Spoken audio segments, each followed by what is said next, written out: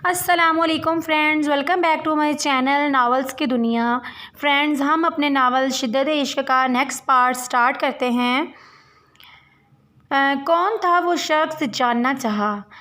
ذیان لغاری اس کا نام بتایا۔ کیا وجوہات بنی تھی جو اس نے ہمیں بدنام کرنے کی ہمت کی؟ تیوری چڑھائے وہ فی الحال اپنا غصہ ضبط کر رہے تھے۔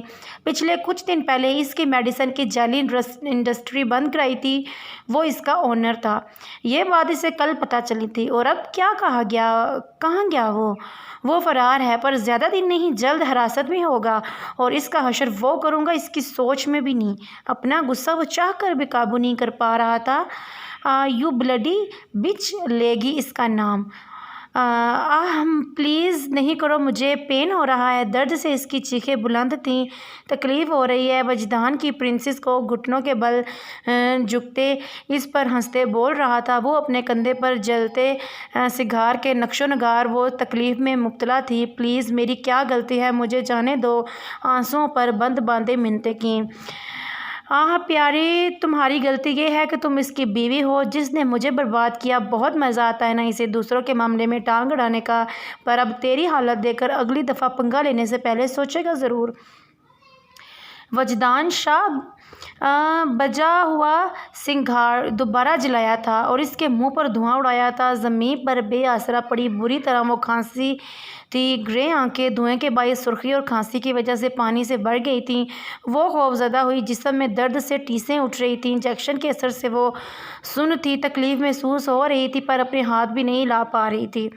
اور اسے دوبارہ جھکتے دیکھ وہ چیخی تھی، نو پلیز، مر جاؤ تم ذلیل انسان۔ خوف سے بیڈ شیٹ پر اس کی گرفت مضبوط تر تھی۔ نو، دور رہو پلیز، دور رہو، مما بچائیں، مجھے مار دے گا۔ وہ بے ہوشی کی حالت میں وہ خوف زدہ تھی۔ وانیا تو اس کی حالت دیکھ کر ویسے ہی آنسو نہیں روک پا رہی تھی۔ اس کا سوجا چہرہ، بازوؤں پر زخموں کے نشان، اس کے گردن پر خراشیں بے ساختہ۔ اسے یہی خیال آیا کہ اسے بہت بری نظر لگی ہے۔ لمز، میرا بچہ، میں پاس ہوں، کوئی نہیں ہے یہاں، میری جان، مما پاس ہیں اپنی بیٹی کے۔ وہ اسے پرسکون کر رہی تھی۔ نہیں نہیں، وہ مجھے مار دے گا، اس نے میرے ساتھ، مما، اس نے مجھے۔ لگاتار بہتے آنسوؤں کے درمیان وہ ٹوٹے لفظ بول رہی تھی۔ وزنی ہوتا سر، حلق میں چبھتے کانٹے، پیاس کی شدت اور خوف دونوں محسوس ہو رہا تھا۔ پانی خشک ہوتے حلق سے کہا۔ وانیا نے قریب ہوتے پانی جگ سے گلاس میں ڈیلا تھا۔ ہاں میرا بچہ، یہ لو پانی، ہمت کرو۔ اسے سہارا دے کر اٹھایا تو وہ ابھی بھی ہلکی سی بند ہوتی آنکھوں سے جائزہ لے رہی تھی۔ میں کہاں؟ وہ مجھے لے جائے گا مما۔ وہ ابھی بھی خوف کے زیر اثر تھی۔ یہاں مما کے پاس میں ہوں نا، کوئی میری بیٹی کو نہیں لے کر جائے گا۔ اسے خوف سے خود سے لگایا تھا اس کی گرفت۔ وہ اپنی کمر پر سختی سے محسوس کر رہی تھی، جیسے دور جانے کا خوف ہو۔ میں آپ کے پاس ہوں مما۔ درد ہو رہا ہے یہاں، وہ پرسکون ہوئی تھی بند ہوتی آنکھوں سے۔ پھر کندھے پر ہاتھ رکھتے کراہی کیا ہوا؟ اس کے کندھے پر ہاتھ لگنے سے وہ تکلیف میں ہوئی تھی، جبکہ وہ ان سے سنبھل نہیں رہی تھی۔ آہستہ سے شرٹ کے بٹن کھولے تھے۔ اگلا منظر ان کی جان نکالنے کے لیے تھے۔ 3-4 گہرے جلے ہوئے زخموں کے نشان اس کے کندھے پر تھے۔ گلے پر خراشیں ایسے تھے جیسے دوپٹہ کھینچا ہو۔ بازو پر ناخنوں کے نشان انہیں بہت کچھ اور سوچنے پر مجبور کر رہے تھے۔ اس کے چہرے پر نظر ڈالی، چہرے پر ابھی بھی بائیں جانب ہلکی سی سوجن تھی اور ہونٹ کے کنارے پر واضح زخم تھا۔ آنسو روکتی اس شخص کے لیے درد دل سے بددعا نکلی تھی۔ کافی میں چمچ ہلاتے وہ کسی اور ہی جہاں میں پہنچی تھی۔ کیا وہ ٹھیک ہوگی؟ مراد کا میسج تھا، وہ مل گئی ہے، پر وہ کیوں سوچ رہی تھی؟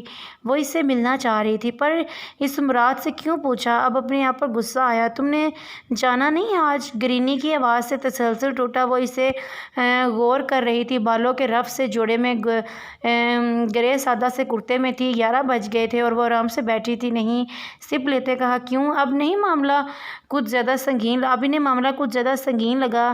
چھوڑ دی میں نے وہ جاب، نئی جگہ اپلائی کرنے کا سوچ رہی ہوں۔ کپ کچن میں رکھنے کے بہانے اٹھی۔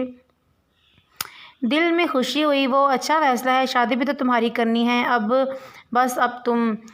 فار گاڈ سیک گرینی، میں نے ڈیسائیڈ کیا ہے، اس ٹاپک پر بات نہیں ہوگی۔ اشتعال دباتے سنک میں جمع 1-2 برتن دھوتے کہا، میں نے تو کچھ نہیں کہا تھا، پر یہ میرا فیصلہ ہے، حتمی لہجے تھا۔ ہاسپٹل میں تھا، وہ جو نیند میں تھا، تکلیف میں چیخا، درد ہو رہا، اس کی سفید پٹی میں لپیٹی ٹانگ زور سے دباتے پوچھا، ڈاکٹر ڈاکٹر بچاؤ مجھے اس جنگلی سے۔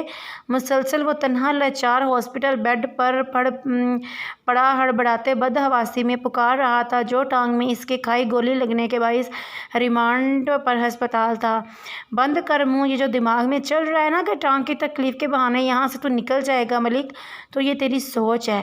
اس کے کان کے پاس پھنکارا تھا، ملک کی جان اٹکی، پولیس نے تجھے چھوڑ بھی دیا پھر بھی وجدان شاہ سے نہیں بچ پائے گا۔ بول کہاں ہے اس وقت؟ کون؟ مجھے نہیں پتا۔ اچھا نہیں پتا؟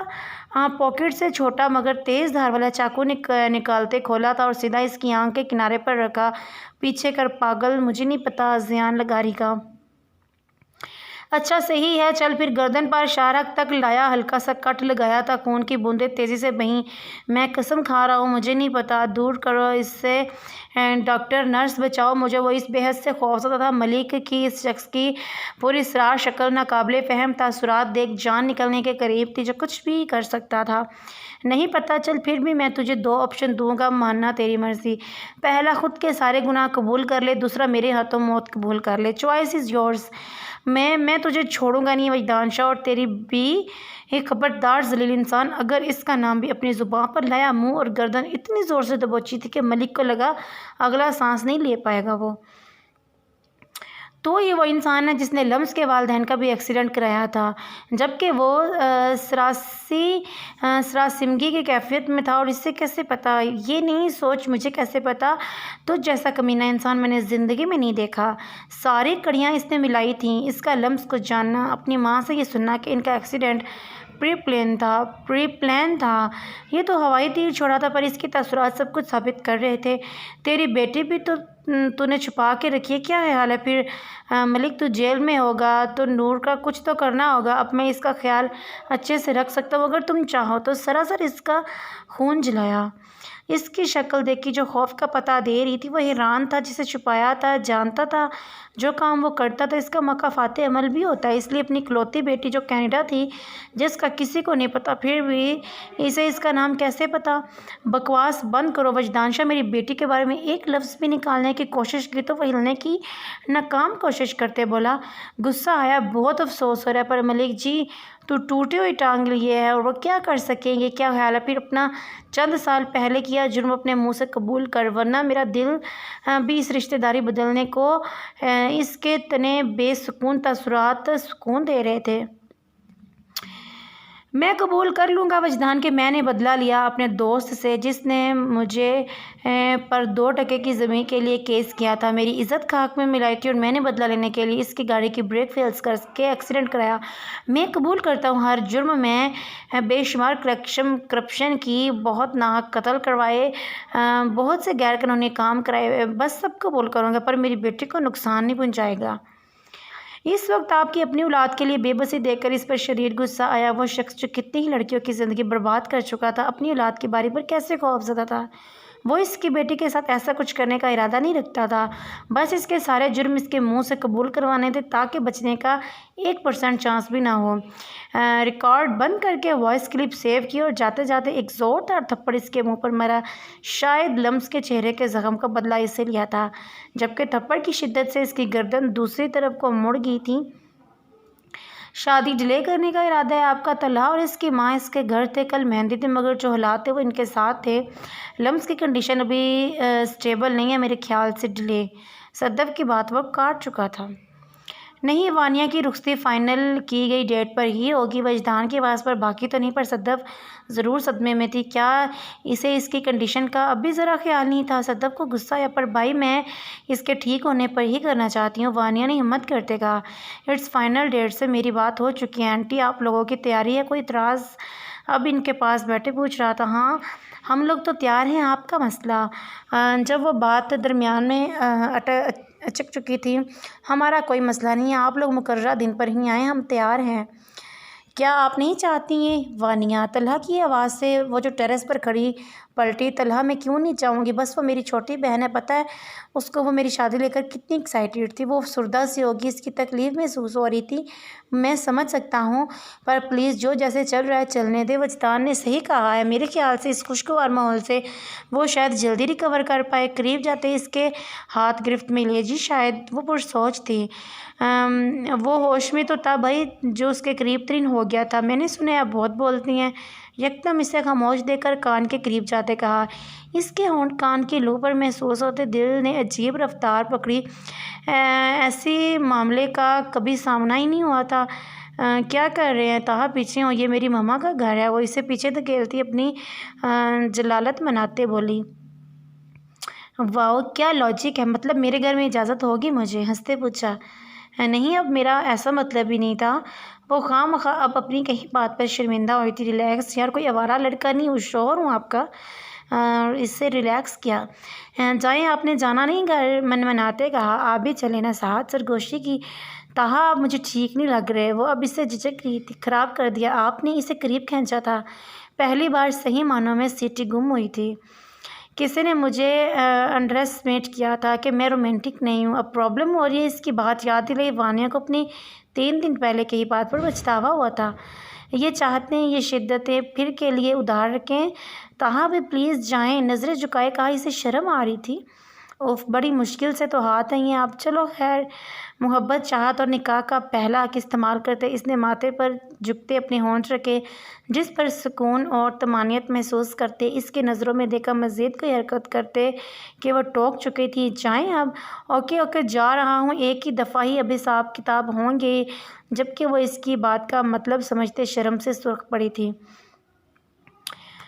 وہ مسلسل بستر پر لیٹی چھت کو تک رہی تھی۔ صدف اور وانیہ دوپہر کا کھانا اس کے ساتھ روم میں ہی کھایا تھا۔ وہ باہر کسی طور پر نہیں جانا چاہ رہی تھی۔ اسے بہلایا بھی تو یا تو رونا شروع کر دیتی یا خود کو اذیت دیتی تھی۔ ارد گرد کیا چل رہا تھا وہ تو بے خبر تھی۔ یکدم خود سے نفرت سی ہوئی تھی، عجیب کیفیت۔ وہ اٹھی، کلین پر لڑکھڑاتے ننگے پاؤں سے شیشے کے سامنے گئی، اپنے چہرے سے گردن پر ہاتھ لاتے گردن پر آئی، گردن پر کندھے پر آئی، یکدم چیخی تھی۔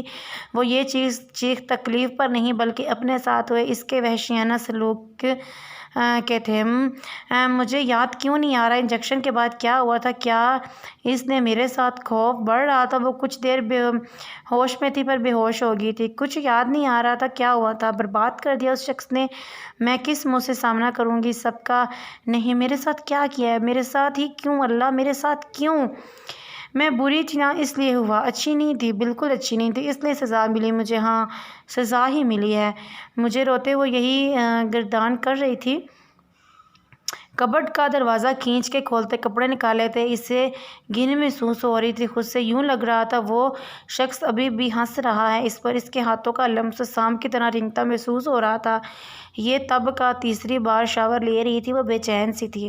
شاور لیتے کندھے پر بے شمار جلن کا احساس ہوا جسے وہ دبا رہی تھی۔ ہوش میں آنے کے بعد وجدان سے سامنا نہیں ہوا تھا اور نہ وہ کرنا چاہ رہی تھی۔ وہ نہیں چاہ رہی تھی کہ اس سے ملے بلکہ وہ اس سے چھپ جانا چاہ رہی تھی۔ تمہارا دماغ صحیح ہے وجدان؟ اس کی حالت کا خیال کرو، تمہیں اپنی ہی پڑی ہے۔ جبکہ اس نے اس بات پر اذیت سے باپ کی طرف دیکھا۔ وہ میری زندگی میں شامل ہے، آپ لوگوں کی دعا چاہیے تھی، نہیں تو کیا باپ کی دھمکیاں لگاؤ گے؟ آگے ہی تم ہو اس سب کے ذمہ دار۔ وہ بگڑے اس سے میں کر لوں گا نارمل، آپ سمجھ نہیں سکتے، پر میں ابھی اس کی سائیکی سمجھ رہا ہوں۔ وہ خود کو تکلیف پہنچائے گی اور یہ مجھے نہیں برداشت۔ وجدان صحیح کہہ رہا ہے، مجھے ٹھیک لگ رہا ہے۔ وہ تھوڑا ری ایکٹ کرے گی پر سمجھ جائے گی۔ تھوڑا نہیں بہت، خود سے بڑبڑایا تھا۔ وہ اس سے ملنے نہیں گیا تھا کیونکہ اب اس سے ایک ہی دفعہ اپنے روم میں ملنا تھا اور یہ سوچ اسے سرشار کر رہی تھی۔ وہ 5 بجے کے قریب اس کے گھر کے باہر کھڑی تھی، کیوں کس کی وجہ نہیں پتا تھا، گارڈ نے اسے روکا تھا۔ میں وجدان کو جانتی ہوں، مجھے ملنا ہے اس سے، اپنی صفائی میں کہا۔ دیکھیں میڈم، ان کو ہزاروں لوگ جانتے ہیں، اکثر یہی آ کر کہتے ہیں۔ گارڈ نے پھر سے روکا۔ ہاں رہ گیا وہ کہیں کی سیلیبریٹی۔ اپنی آنا بے معنی سا لگا تھا، اپنا آنا بے معنی سا لگ رہا تھا، پر اب واپسی تو ہرگز نہیں جانا تھا۔ دیکھیں آپ بات کریں ان سے پلیز۔ کون ہے یہاں؟ وجدان جو باہر مراد کے انتظار میں آیا تھا، گارڈ کو کسی سے بحث کرتے دیکھ پوچھا۔ سر یہ کوئی مریم نامی خاتون ہے، گارڈ نے اسے بتایا۔ خاتون؟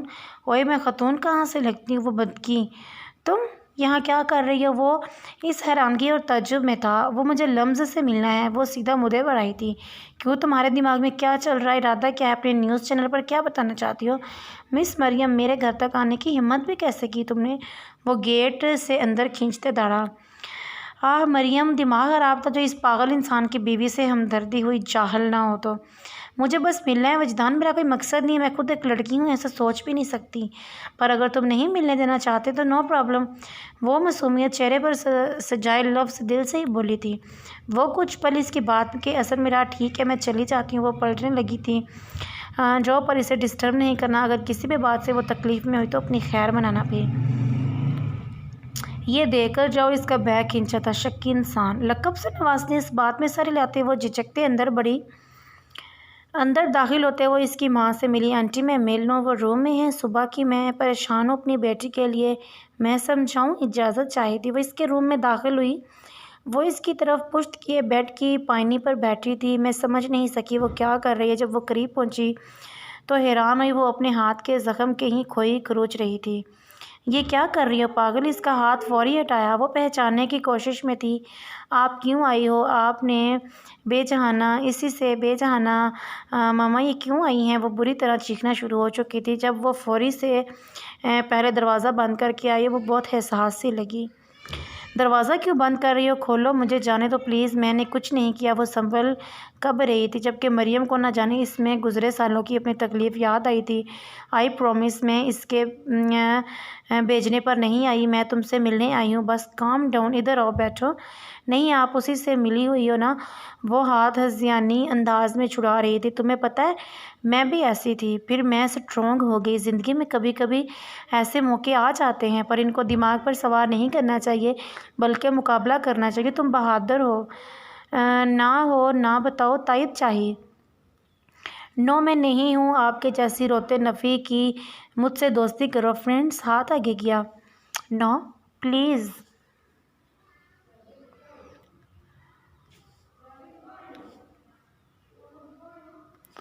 नो, फिर से नफ़ी की। शौहर की कापी दांत पीसते वो अपनी तबीयत के बरखिलाफ़ इससे नरम लहजे इस्तेमाल कर रही थी। बन जाओ ना, मेरी कोई भी दोस्त नहीं है। मुझे किसी से नहीं मिलना। आप जाओ प्लीज़। वो चिड़चिड़ी सी थी। ओके, मैं जा रही हूँ, बट नेक्स्ट अपने आप को तकलीफ़ नहीं देना। इशारा इसके हाथ के कुरेदे ज़ख्मों की तरफ था। वो बाहर आई थी। आंटी, इसका ख्याल रखिए, वो बिल्कुल बच्चों सा रिएक्ट कर रही है।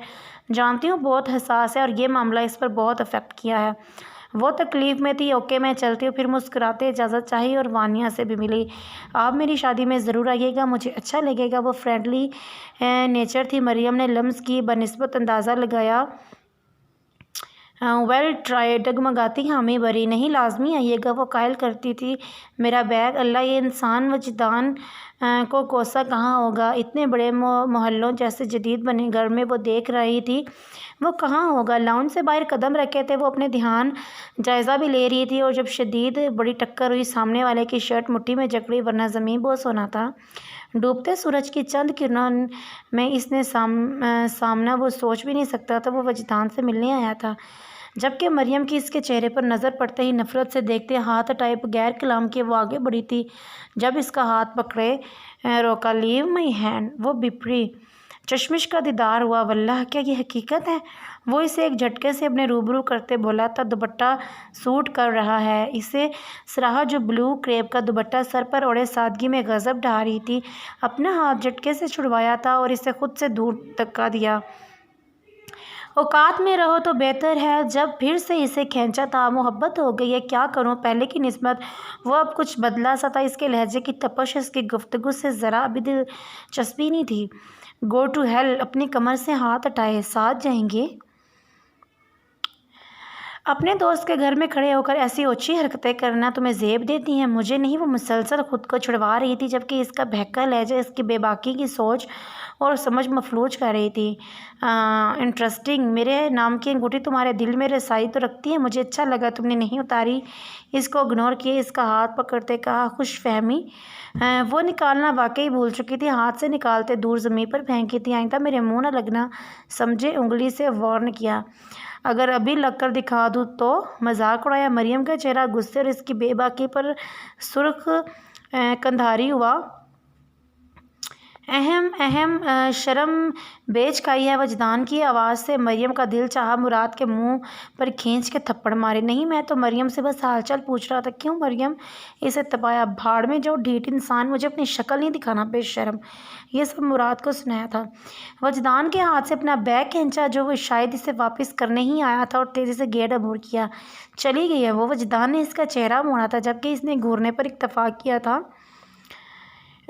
کہاں ہے وہ؟ سن گلاسز ہٹاتے پوچھا۔ سر اندر۔ اس کے سامنے کھڑا تھا۔ دل چاہا اس بندے کا منہ توڑ دے۔ چیئر پر جھکا۔ کیا وجہ تھی اس حرکت کی؟ اشتعال دباتے پوچھا۔ منہ سے پھوٹو گے اس کی دھاڑ سے؟ وہ فوری سراسیمگی کی کیفیت میں بولا۔ مجھے بس اس نے پیسے دیے تھے نیوز بریک کرنے کے، اس کے علاوہ میرا کوئی لنک نہیں۔ سر لڑکھڑاتی آواز میں کہا۔ اچھا، تو تجھے کوئی بھی پیسے دے گا تو کسی کے بارے میں کچھ بھی بکواس کر دے گا؟ مجھے معاف۔ Shut up. مجھے اندازہ ہے تو نے کس کے بارے میں بکواس کی ہے۔ مجھے نہیں اندازہ تھا۔ پلیز مجھے معافی غلطی کی ملتی ہے، گناہ کی سزا ملتی ہے۔ گن نکالی تھی؟ کیا چاہتے ہو میں کروں گا؟ پلیز خدا کے لیے چھوڑ دو۔ ٹھیک ہے، جا کر کنفیس کر کے یہ سب تو نے دباؤ میں کیا ہے، تیری فیملی کی وجہ سے، صرف ان کی وجہ سے میرے عتاب سے بچا ہے تو۔ اور یاد رہے میری نظر تجھ پر ہے۔ حل پر اپنا نمبر بند کرنے کی یا روپوش ہونے کی کوشش بھی ناممکنات میں سے ہے، اور اگر اس حرامی نے تجھے سے کانٹیکٹ کیا تو پہلے مجھے انفارم کرے گا۔ ڈھونڈ تو میں اسے لوں گا ہی، چاہے زمین کے کسی بھی کونے میں چھپ کر بیٹھا ہو۔ وہ سوچ کی واضح لکیریں تھیں۔ چل نکل اب۔ 7 بجے تک سارے گھر کی ڈیکوریشن کر دی۔ مہندی چونکہ لان میں تھی تو پورا لان وائٹ، یلو اور ریڈ روز سے ڈیکوریٹ کیا تھا۔ لان میں ہی بڑا سا سٹیج تھا جس پر جدید سٹائل کا صوفہ تھا۔ سٹیج کی بیک سائڈ پر پیلے اور سرخ پھولوں کی لڑیوں سے خوبصورت سی سجاوٹ کی تھی اور سائڈ پر سٹیج کے کناروں کی موم بتیوں سے روشن کیا تھا ڈفرینٹ کینڈلز شیشے کے گول چھوٹے باؤلز میں تھی۔ گھر میں کچھ قریبی رشتہ دار جلدی آ گئے تھے جن میں وجدان کے رشتے میں اس کے پھپھو اور دوسرے احمد کے دور کے رشتہ دار تھے۔ وہ تو روم میں بند تھی، نہ وہ باہر آئی تھی۔ پارلر والی گھر ہی آئی تھی۔ وانیہ تم تیار ہو جاؤ کیونکہ تا کی فیملی نے ادھر ہی مہندی لانی تھی۔ جی مما۔ وہ جان بوجھ کر اپنا ڈریس اٹھاتے لمس کے روم میں لے کر گئی تھی تاکہ اس کا موڈ بھی بحال ہو۔ وہ اسے اپنے روم میں آتا دیکھ حیران ہوئی تھی۔ میرے روم میں مہمان ہیں اسی لیے آئی ہوں۔ اسے بولتے وہ ڈریسنگ کی چیئر کھینچتے بیٹھ گئی۔ وانیہ نے دیکھا وہ نکھری سی تھی، شاید شاور لے کر آئی تھی۔ اس کے گیلے بالوں سے اندازہ لگایا۔ وہ کچھ نہیں بولی۔ تم کتنی بے مروت ہو لمز، میری اکلوتی دوست نے مجھے شادی پر نہیں بلایا۔ ازا نے دروازے سے ہی داخل ہوتے چیختی آواز سے وہ حیران تھی، حیرت سے دیکھا۔ کیا ہوا؟ ایسے کیوں دیکھ رہی ہو؟ وہ تیار بھی ہوئی تھی، گولڈن شرارے پر پنک لانگ شرٹ، اورنج دوپٹے میں مہندی کی مناسبت سے ٹیکا وہ جھمکیاں پہنے، بال کھولے، میک اپ کیے تھی۔ وہ حیران تھی سب اتنا نارمل بیہیو کیوں کر رہے ہیں جیسے کچھ بھی نہیں ہوا ہو۔ تب تک وہ 2 پارلر والی لڑکیاں اندر آ چکی تھی۔ وانیہ کو تیار کیا، وہ بیڈ پر بیٹھی غور سے بس کسی نکتے کو سوچ رہی تھی۔ سب کچھ بھول جاؤ، ایک برا خواب سمجھو، کتنا برا لگے گا آج تمہاری بہن کی مہندی اور تم ایسے رہو گی۔ میری بیٹی تو بہت بہادر ہے نا، اچھا سا تیار ہونا ہے، مما کی بات مانو گی نا؟ نہ چاہتے ہوئے بھی وہ حامی بھر چکی تھی۔ کچھ وقت پہلے کے صدق کے الفاظ دماغ میں گھوم رہے تھے۔ وہ اٹھی اور وارڈروب کھولی اور سمپل ترین وائٹ ڈریس نکالا، کپڑے واش روم میں لے کر گئی۔ اتنی سادہ کیوں؟ یہ پہلا جملہ ازا نے ادا کیا تھا۔ وائٹ بروشے کے بنے گلے والی گھٹنوں تک آتی فل سلیوز والی کریپ کے نازک سی شرٹ جو بالکل سادہ تھی اور وائٹ ہی کیپری تھی۔ کچھ چیزوں میں انسان بے بس ہوتا ہے، آج اندازہ ہو رہا تھا۔ اس نے مہندی نہیں لگوانی؟ وانیہ کو مہندی لگاتی لڑکی نے کہا جس کا اشارہ اس کے فل سلیوز پر تھا۔ نہیں، اس کے جواب پر وہ حیران تھی۔ وانیہ تیار تھی، ڈیزائنز گرین شیشوں والی کرتی، ملٹی شیڈ لہنگا جس پر اورنج اور گرین کمبینیشن کا دوپٹہ تھا جس کے کناروں پر ٹسلز لگے تھے، بالوں فرنچ نوٹ بنائے، چوڑیوں اور پھولوں کی جیولری پہنے، نیچرل میک اپ اور پنک کلر کی لپسٹک میں بہت پیاری لگ رہی تھی۔ بہت پیاری لگ رہی ہیں آپ۔ وہ پاس آئی تھی۔ تم نے لہنگا کیوں نہیں پہنا؟ وانیہ کے ماتھے پر بل آئے۔ پلیز میرا دل نہیں ہے اس بات پر، ابھی تک انجان تھی کہ وہ اسے بھی رخصت کرنے کا ارادہ کیے ہیں۔ لمز تم اس طرح کر کے تکلیف دے رہی ہو ہمیں۔ آئی مس یو۔ آپ بھی بات اگنور کرتے وہ گلے ملی۔ بات کیوں بدل رہی ہو؟ کیونکہ میرا دل مر چکا ہے، مجھے مجبور مت کریں پلیز۔ وہ روتے بولی۔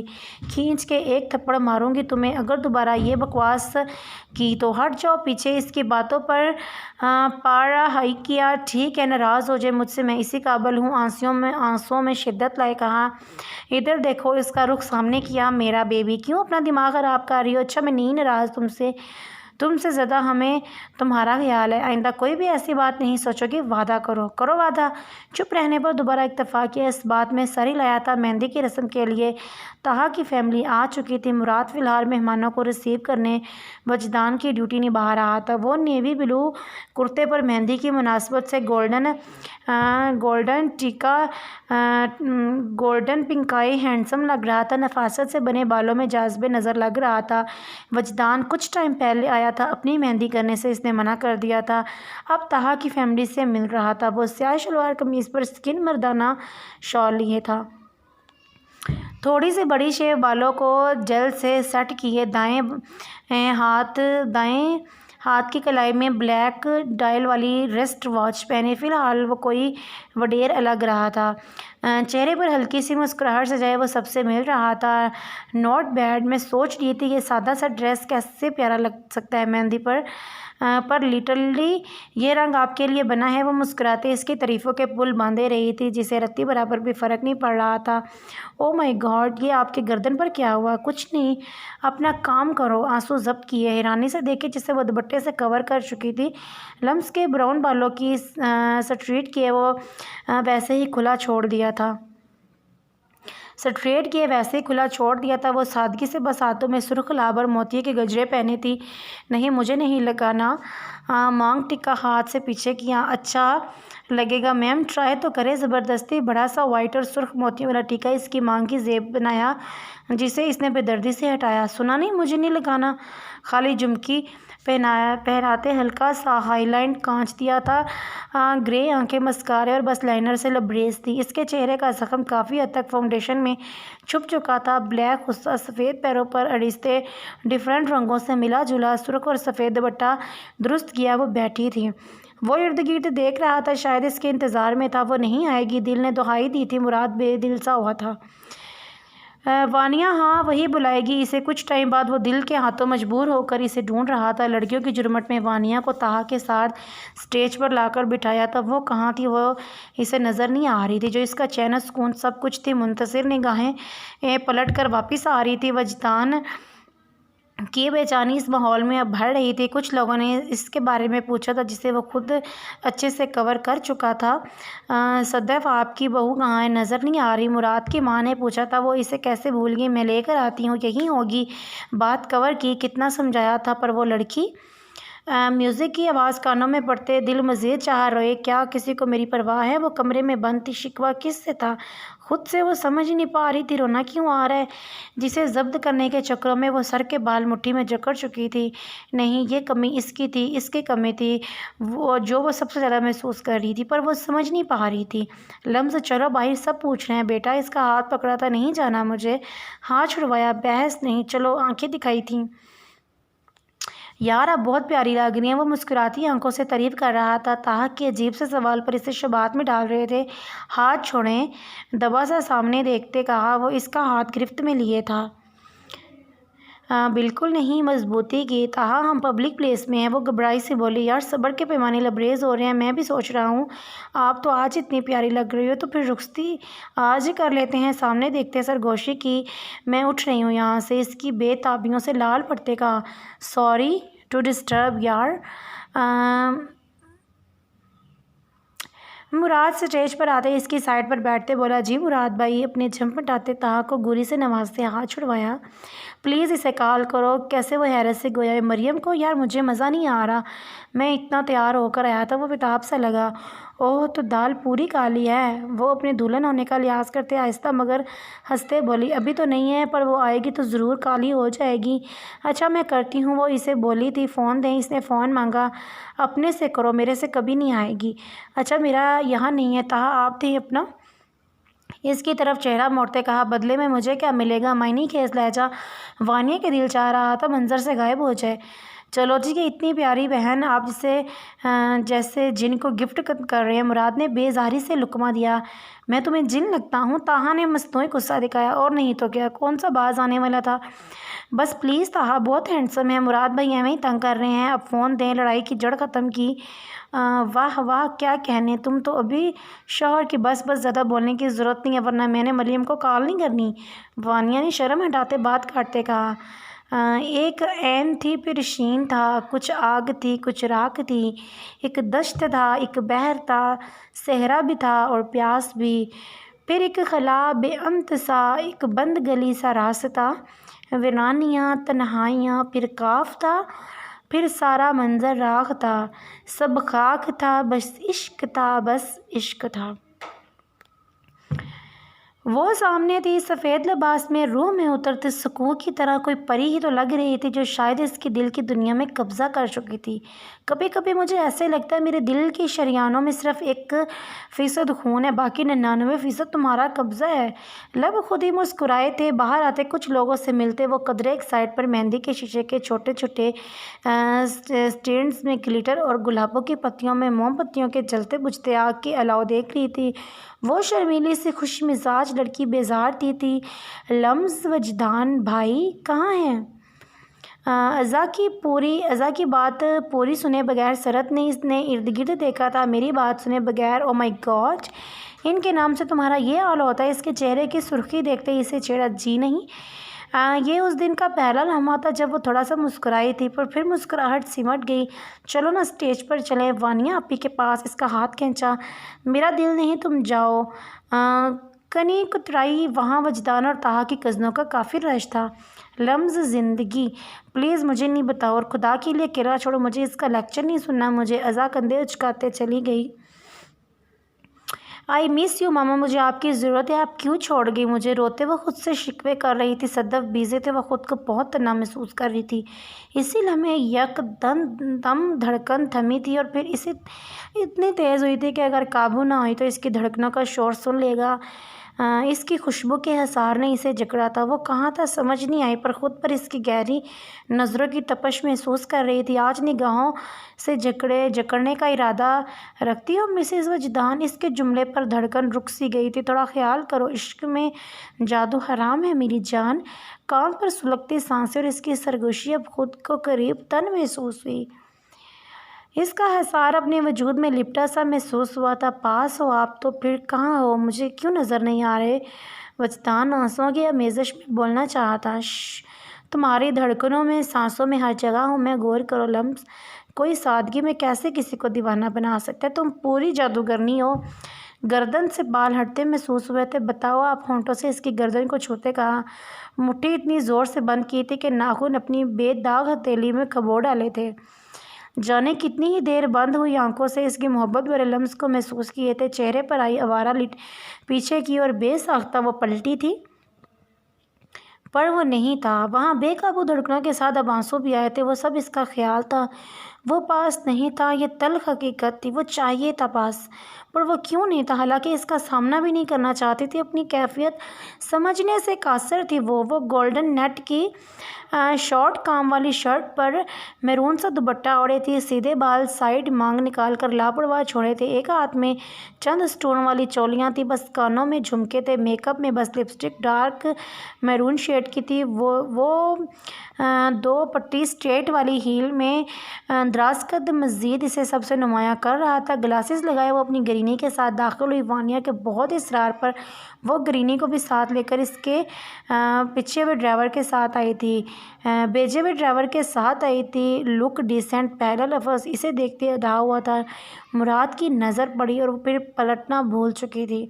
کیسی ہیں گرینی؟ وہ پاس جاتے خوش اخلاقی سے بولا تھا۔ نظریں تو بھٹک کر اس پر جا رہی تھی جو نامحسوس انداز میں دوپٹے سے لڑ رہی تھی۔ چلے میں آپ کو لے چلوں؟ گرینی کا ہاتھ پکڑتے کہا۔ میں لے جاؤں گی۔ مریم نے اس کا بڑا ہاتھ نظر انداز کرتے اس کی اوقات بتائی۔ خود کو تو سنبھال لو گے؟ پاس سے گزرے اس کی بڑبڑاہٹ میں آگ برساتی نظروں سے کہا۔ طاہا کی فیملی نے اس کی مہندی کر لی تھی، مہندی کی رسم کرو اب تم دونوں جا کر، صدف نے وجدان سے کہا۔